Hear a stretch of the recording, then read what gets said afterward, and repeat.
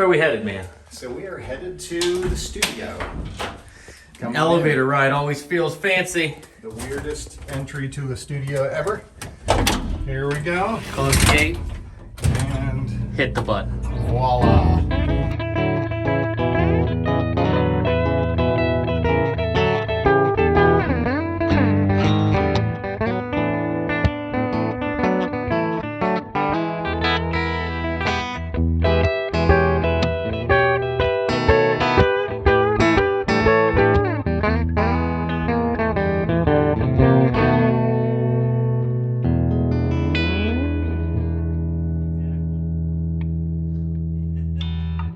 Ladies and gentlemen, welcome. I am with my friend Steve Bellamy.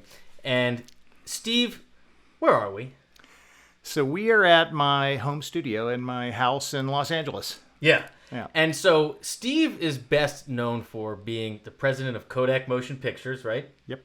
Uh-huh. And you also founded the Tennis Channel, Yep. the Ski Network, is that correct? Ski Channel. Yep. Ski Channel. Am I missing 10 other things? And the Surf Channel. And the Surf Channel. Yeah.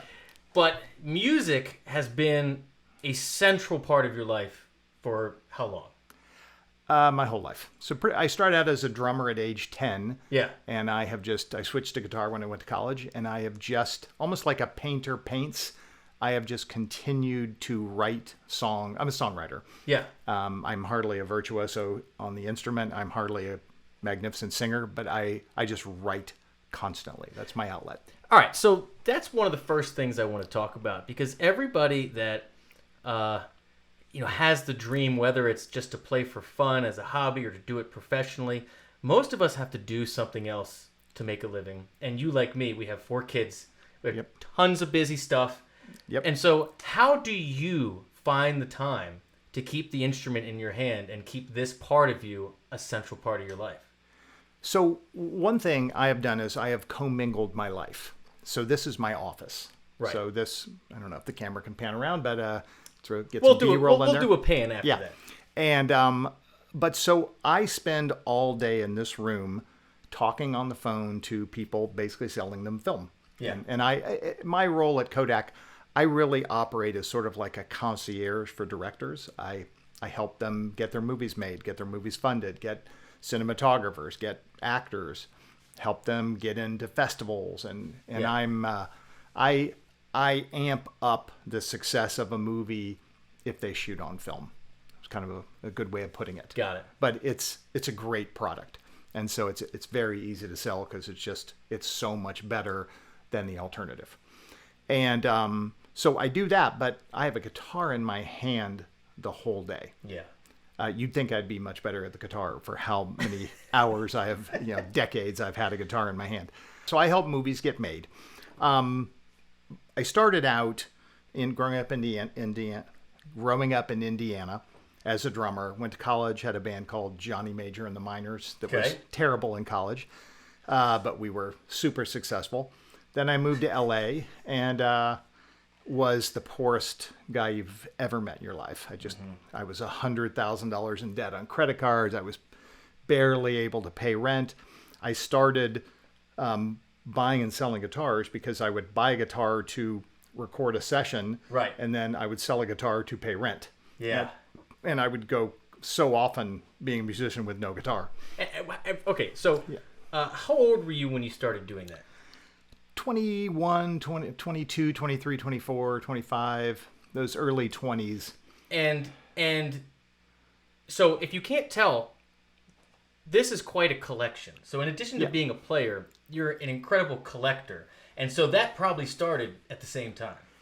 So it started out of a habit you couldn't quit? Yeah. So I mean, I couldn't quit it because it was like go to jail for, debtor's prison or sell your guitar. And so I just kept buying and selling them. And then a phenomenon or kind of a light switch went off, which has helped me out in life a lot. I realized that the songs came in the guitars. Yeah, tell me about that. And so the more guitars I owned, the more prolific I was as a songwriter. And so if you think about it, every neck is different. Yeah. Every time you grab a neck, your hand is in a different place. you push on that B string more on a certain neck shape than you do in another one, and that drives a melody that you wouldn't have thought of if you were playing a Les Paul or you're playing a Tele or playing a Rick. Super true. And so I just found that the songs came in the guitar. So I'm like, okay, I've hacked the music industry. I'm going to just acquire a ton of guitars. So I started buying and selling guitars just because I'd literally, I'd buy a guitar, write 10 songs on it, sell the guitar, buy a new one, and there's 10 new songs. Yeah. And, and so... I wish it was that simple for me. You'd think I would be more successful had my theory worked. Okay, well, how many songs have you written, though? So I have written about 2,500 songs. Yeah. I want everybody out here to take that in. So how many guitars you think you bought and sold over the same period of writing 2,500 songs? So I've owned about 1,500 guitars. So somewhere in that neighborhood. I own about 300 today. Yeah. Yeah. So as I went on through life and was maturing, when I'd get that like, holy cow, I got a broadcaster or something really cool, I hold on to those. Right. And the other ones that were just almost fungible commodities, I used them for a purpose that was to craft a song. Yeah. Then I would get rid of that guitar, and I had no emotional attachment to it. But what you're seeing here is the remnants of, and this is a fraction of it, but the remnants of stuff. And what I have found over the years, usually people are like, oh, I want a 51 Tele, I want a 52 Les Paul. I have those things, but I am more interested in guitars that were owned by people who've done amazing things. So that they got right the songs out of them. I just feel that there's something above our pay grade that, the guitar that you're going to pick up in a second. Yeah. The person that owned that guitar before me made amazing art with that guitar. Yeah. And I think it's still in there. And I think his armpit living there, and you'll see the paint is all off where his armpit lived. I think there's something going on in there that is above our pay grade that helps you craft music. And if you look back here, like, that's the band Sunvolt. The two black ones are the Everly Brothers. The center strat is one from Kenny Wayne Shepherd, and there's Eddie Van Halen, and all right, all kinds of cool stuff here.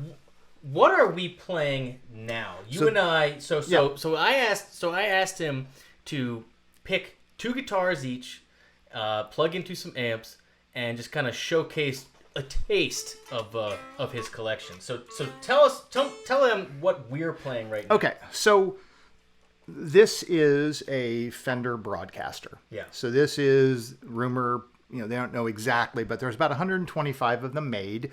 And then in, I believe, the beginning of 1951, Gretsch sent a cease and desist to Fender saying you can't use the name Broadcaster because they had a drum set, and I can't remember, there was another instrument they had that used the Broadcaster name. It had a K instead of a C. And so Leo... Someone out there will know. They'll drop it in the comments. And so Leo was a very frugal man, Leo Fender. And so he just took the next set of decals, cut the word Broadcaster off, and then just had it Fender, and those are called no-casters. Got it. There's a larger number of those out. And then when the advent of television was happening, he switched to Telecaster, and then it's since gone on. All right. Now, what about this bad boy? So this is a 1955 Esquire. And I'm a big fan of single pickup guitars. I just think they sound better because you don't have a second set of magnets that are holding string vibration back. And so I really believe, I don't know why anybody has neck pickups, but so this is, the earliest of the early. Actually, the Esquire, they made prototypes of Esquire before they made Broadcasters, but they were just prototypes. So this is the very first production guitar. And this actually has a maple plug, which means it was literally one of, this is sperm hitting the egg type of stuff right here. Yeah, and so I'm playing through a 64 Custom Deluxe Reverb.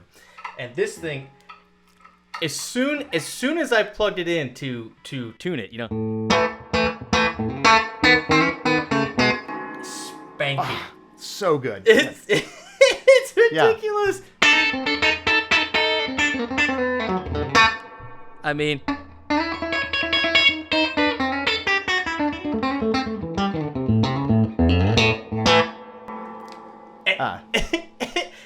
just has that spank to it. I don't know how many of you out there.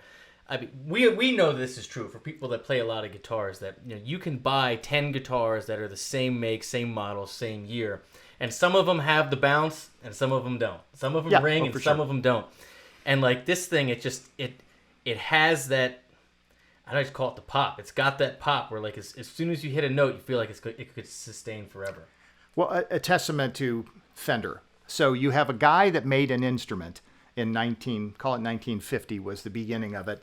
And 72 years later, it's exactly the same. I mean, there's really no... Right? I mean, talk about a perfect product that's like Matchbox cars, tennis balls, and Telecasters. Seriously, what else hasn't changed in some significant technological advancement in that long?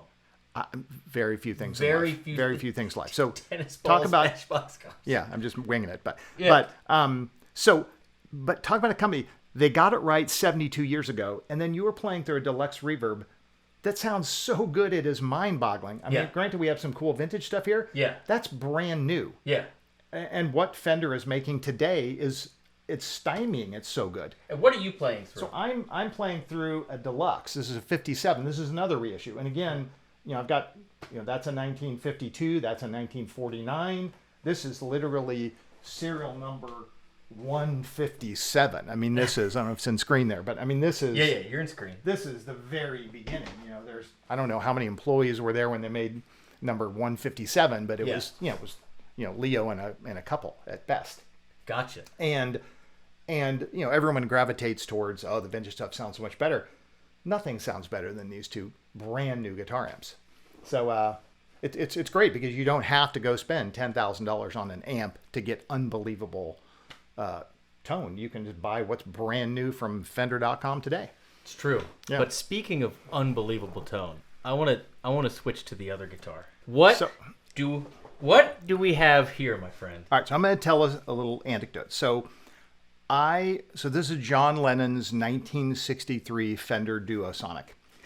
And I have told so many insanely talented, successful recording artists, look, it's not in a museum. Well, I can let you have access to this guitar to write and make art with it. I think John Lennon would want that.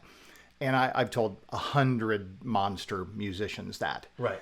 And very few have actually taken me up on it. But the one person who did not take me up on it was me. I had never written a song with it. And so I have written 2,500 songs, but they're always a portfolio play. I'll start, I'll get through a verse and a chorus, and then I'll go to a next one, and I've always got a dozen songs going at a time. Yeah.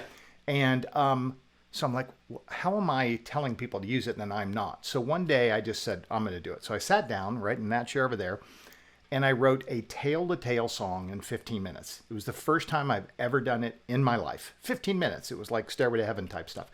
And the next day I did it again, and the next day I did it again. So I was 0 for 2,500. Yeah. Then I was 3 for 3 with this guitar.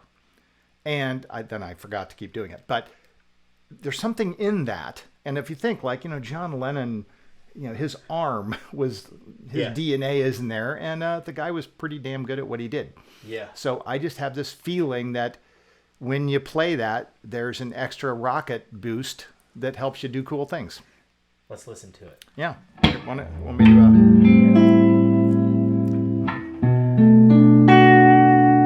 You swing this out of here.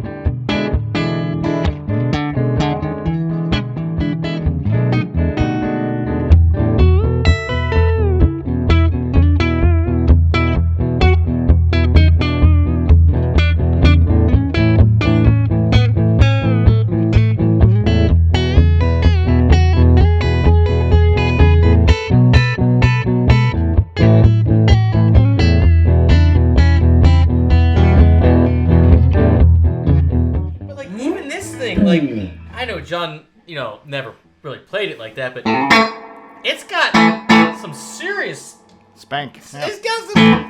I mean, this on that pickup, that.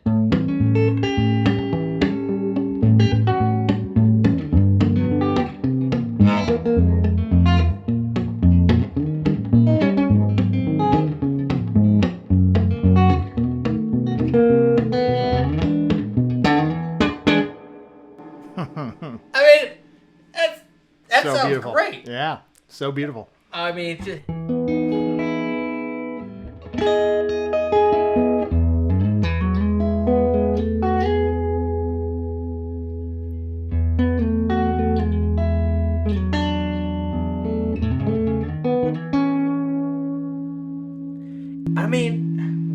this thing, it's funky, it's small, it's thin, and the frets are like, it's I don't know. It's got the mojo in it though. Like yeah. You could just tell, like, my face lights up. Like, it feels like a big deal. It is a big deal. Yeah. So it's you can't, it's kind of owns my life because I'm a steward of its safety. Yes. Most people that have these types of things don't allow other people to use them. They sit behind glass. I purposely don't do that, but I'm always a little worried. I never have it at the house. It's in secure storage. Right. It only has a cartage company that brings it over. And thank you so much for letting a little YouTuber like me to come and play this goddamn thing. All right. So lastly, you write a bunch of songs. Yep. But you also record all the time with some pretty heavy hitter friends of yours, which I've gotten to listen to some tracks. I mean, you're having a ball in this place. This is it's like my wish list dream thing that I created. Not like a trust fund baby or something. Right. I had to work for decades, 18 hours a day, 7 days a week to kind of be able to put something like this together. But now that I have it, I'm just using it. I'm in this room 12, 14 hours a day sometimes. Yeah. And, but by my vocation, I spend a lot of time connecting people, and I people pretty well. And yes, you do, my friend. And so, the best musicians in the world are my buddies, and so I've got 2 albums I'm working on right now, and both of them have Kenny Aronoff as the drummer. Dude, I know we had dinner with Kenny last night, and first of all, just an amazing human being.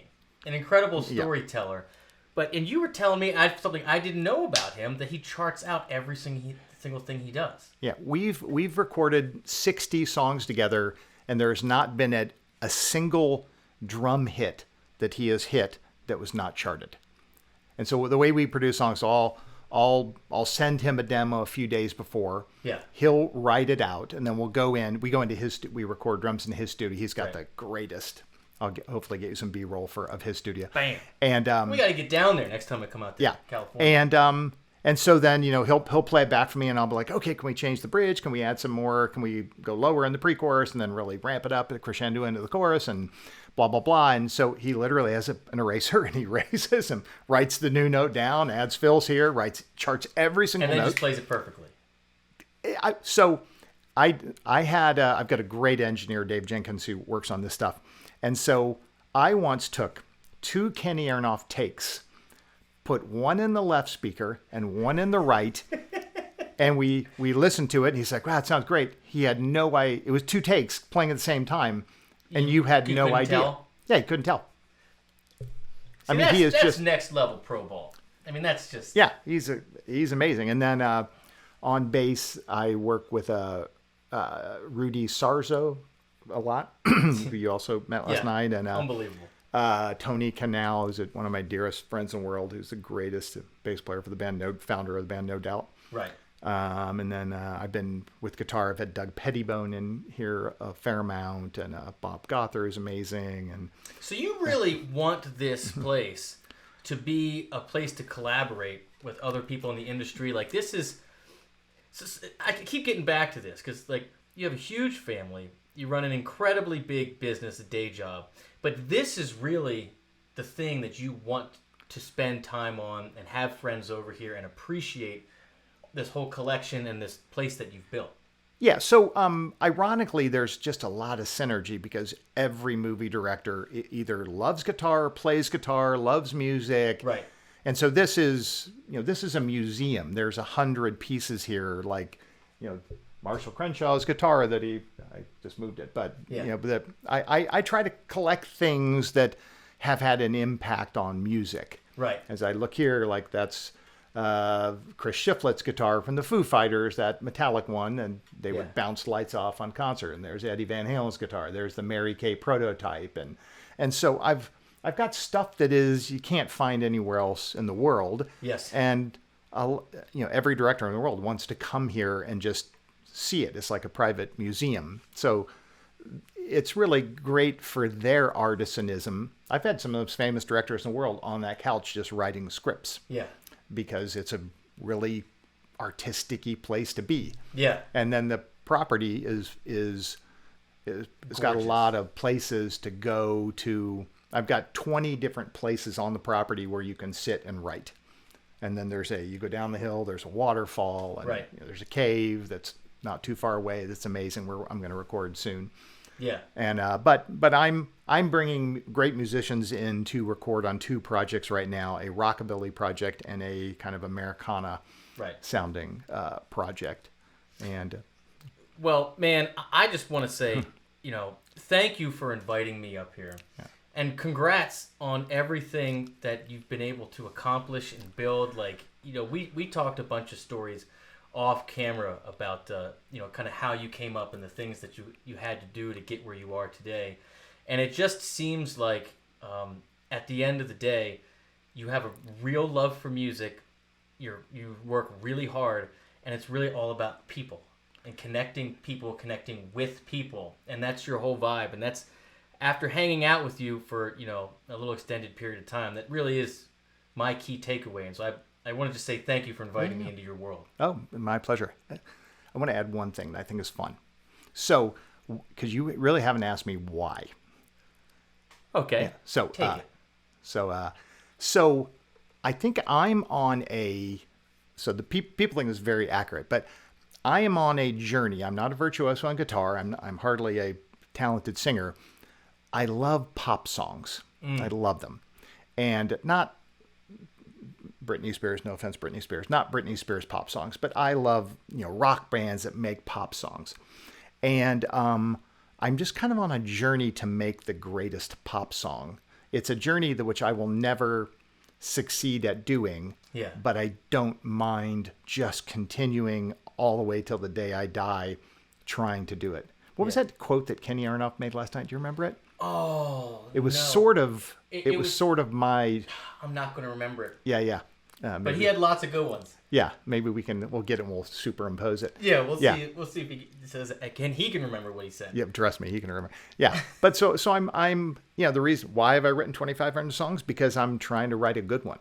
Yeah. And and probably it's a self-fulfilling prophecy if I'll never be satisfied, but I enjoy the ride a lot. Yeah. And one thing I will say that is a weird, that no one else in the whole, I'll be the only one ever to say it. The best songs in the world are one-hit wonders. Tell me about this. So if you take the best bands in the world, Rolling Stones or the Beatles, and your song number 8 becomes a number 1 hit. It was a number 1 hit because it was probably a great song. It was also a number 1 hit because you were the Beatles or you were the Stones. Got it. If you are Sammy Johns writing Chevy Van, you've got nothing to get it up there except the song. Right. If you are Dexy's Midnight Riders writing Come On Eileen, there's nothing. It's not like there's this artificial elevator taken. They're already elevated, yeah. No, the song has to be so good that it just crescendos to the top and wins. Yeah. And so as I look back in the pantheon of great songs, if you did like the Rolling Stones top 500 list, I would massacre that list and I would have it filled with one-hit wonders at the top because I believe those are the best songs. They just didn't have the most famous bands attached to them. Okay. Everybody out there in the comments, drop down there whether you agree or not and throw some one-hit wonders out there that you think should be on that list. I think you should make that list, or at least 100 of them. Oh, I've done it. Yeah. Oh, you've done it? Oh, yeah, yeah. Do you have it in digital format to share? I have it somewhere on my computer. Absolutely. Yeah. Yeah. Okay. Well, my friend, anything else you'd like to add? I love what you do. I love, and it's Thanks, funny, man. I spend a lot of time with people that run labels, with people that run the touring companies, and I have been the guy saying these new YouTube channels, Andrew Masters, Rick Beato, Paul, this is where everyone should be going. You guys have created communities of wonderful music people that is just deeper and more, I don't know what you call it, more integrated than a magazine or something else. It's just not even the same. Yes, it's not even the same ballpark. I mean, I mean, just from a gear standpoint, I mean, a magazine, you see a picture, you flip a page, it's over. You're not hearing anything. You're not actually seeing the person's face light up when they know they got a good one in their hands. It's different night and day. Yeah, I've learned so much about songwriting from listening to you watch other songs. Like, you'll say something that I would just take for granted, and I'm like, oh wow, I never thought about that. Like, oh well, he went to the minor 6 instead of the minor 3rd because of blah blah blah, and it creates tension. And I know we can go pretty nerdy. Yeah, but that's my zen. Yeah. The other day, I think I told you I was watching Paul David. Yeah. And I didn't know "Message in a Bottle" had a harmony guitar part. Yeah. And I'm like, shout out to you. I saw that video. That was an incredible video. Great pickup on that. Yeah. Andrew Masters. I watch like when Monday morning hits, I wake up. The family could be asking me tons of questions, and I'm like, scoot it up. I'm not talking to any of you. Oh, funny thing, and I don't know if it's to your credit or to your discredit. It could be a big insult or a big compliment. Go on. I didn't know you were a guitar teacher. That's wild to me. So you say it, and it says guitar teacher reacts, but I just thought like, you teach guitar. I had no idea that you had this whole world out there of people that are a community. I had no idea. And either you're bad at telling us or I'm a terrible listener. But I think it's a little bit of both. I mean, I don't. It's ridiculous. I don't. I don't not actively broadcast, but I don't run ads anymore. I don't, for the most part, mention it instead of the first 10 seconds of a video or the last 10 seconds of a video. So for 30-minute video, it's this little kind of thing. But yeah, it's been 9 years, and I've sold courses to students in 185 countries, which is basically all of them. And the internet changed my life, man. Yeah, but what you were, the value proposition that you gave to me is that you were a curator of new music. And so I had no idea you did that. I just watched you all the time because, hey, who's Shaky Graves? Right. Oh my God, I love this guy. Yeah. And I just kept finding new music through you because, so you have this community. I guess they tell you amazing stuff and you go, so you basically, for me to do nothing except turn a computer on, you've spent all this time and effort aggregating this community. All this wisdom gets aggravated. They hand it to you. You hand it to me. I don't do jack. Right. And I get to find all this great new music. It's true. And good people like good music, find other good music, and we're all excited to share. It's like, oh, if you like that, check this out. Yeah. And the teaching part, which you see me do online, is my little thing to say, okay, this is important to take note of. This is an important thing. But the songwriting aspect too, and the lyrics, not just from the instrumental side. I mean, that's the stuff that I really search for. You know what I mean? I'm like you. I feel like I'm on the search for the song. Yeah. And Rick Beato, he spends 30 years learning how to do what he does. Yeah. And then becoming a unicorn. And in 15 minutes, I can take all of Rick Beato's wisdom and I just stole it from him. It's like getting an MBA. Andrew Masters, the same thing. He spent decades in recording studios. He knows everything, and he goes all these people who find that little tidbit that you'd never think of, and then all of a sudden I get it for nothing. Andrew came in here, and I'm an idiot, and actually Andrew Masters designed this studio.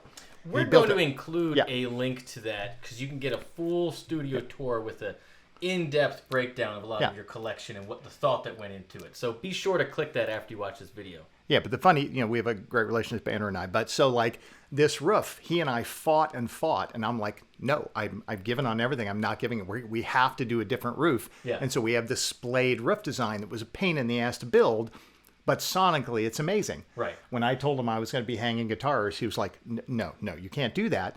But the reality is this slat wall became the world's greatest diffuser. Mm-hmm. And so the room sounds amazing.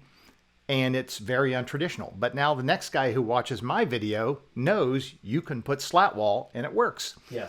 And so these new YouTube channels are the best. I mean, there's no magazine that ever did that. No.